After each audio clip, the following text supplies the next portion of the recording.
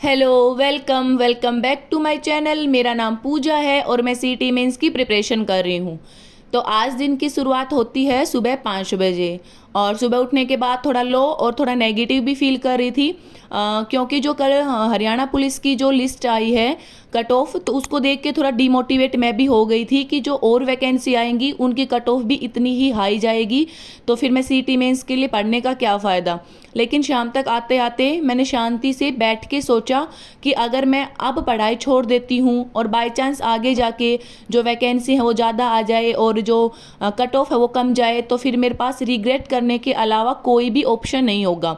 तो फिर मैंने सोचने के बाद दो ऑप्शन है मेरे पास। ऑप्शन फर्स्ट यह है कि मुझे जो स्टडी है वो कंटिन्यू करनी चाहिए आगे जाके जो भी रिजल्ट हो, और सेकंड ये ऑप्शन है कि मुझे वैकेंसी का वेट करना चाहिए और उस लिस्ट के अंदर मेरा नाम होना चाहिए, तब मैं स्टडी स्टार्ट करूँ।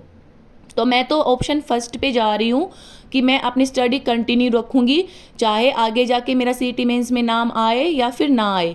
और मैं उन्हीं सब्जेक्ट के ऊपर ज़्यादा फोकस करूँगी जो ग्रुप डी के अंदर या फिर हरियाणा पुलिस के अंदर और जो सीटी मेंस के अंदर सभी के अंदर आए, जैसे हरियाणा जीके हो गई, रीजनिंग, मैथ, हिंदी, इंग्लिश, ये तो सभी के अंदर ही आते हैं।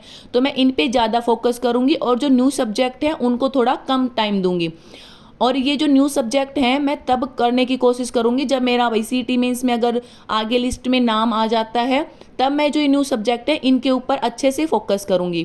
क्योंकि अगर आगे जाके फिर अगर लिस्ट आती है सीटी मेंस की और उसमें मेरा नाम आ जाता है और अब फिलहाल मैं अगर अपनी प्रिपरेशन छोड़ देती हूँ, तो फिर मेरे पास ओनली रिग्रेट ही होगा। तो मैंने डिसाइड करा है कि मैं प्रिपरेशन को कंटिन्यू रखूँगी और अच्छे से प्रिपरेशन करूँगी। एटलीस्ट वो सब्जेक्ट तो अच्छे से कर लूँगी जो सभी के अंदर कॉमन है। अगर सीटी मेंस में नंबर आ जाएगा तो फिर मैं जो न्यू सब्जेक्ट है उनको अच्छे से कर लूँगी। अगर बाय चांस नहीं आता है तो जो और आएंगी वैकेंसी सीटी जो ग्रुप डी है या फिर पुलिस की है उनमें, तो उनमें मैं अच्छे से कर लूँगी।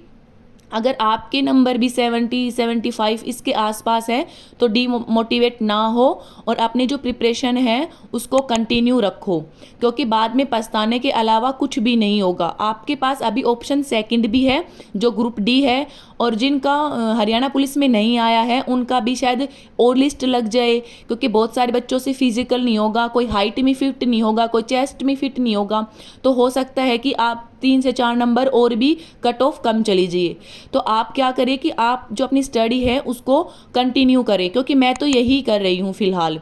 तो फिर मेरा आज जो मेरा स्लॉट 1 है वो स्टार्ट करती हूँ मैं सुबह 5:30 बजे के आसपास, और 1 घंटे पढ़ने के बाद फिर जो घर के काम होते हैं उनमें लग जाती हूँ, क्योंकि मैं एक हाउसवाइफ हूँ। तो अगर फिर बाद में जो लिस्ट आएगी तो उसमें मेरे पास भी इतना टाइम नहीं होगा कि मैं अच्छे से सारे सब्जेक्ट कवर कर पाऊँ। तो जो हरियाणा जी के कंप्यूटर वगैरह इनको तो मैं फ़िलहाल अच्छे से कर लूँगी, और बाद में जो वैकेंसी आती हैं तो उनमें भी मैं ये जो न्यू सब्जेक्ट है इनको अच्छे से कर लूँगी।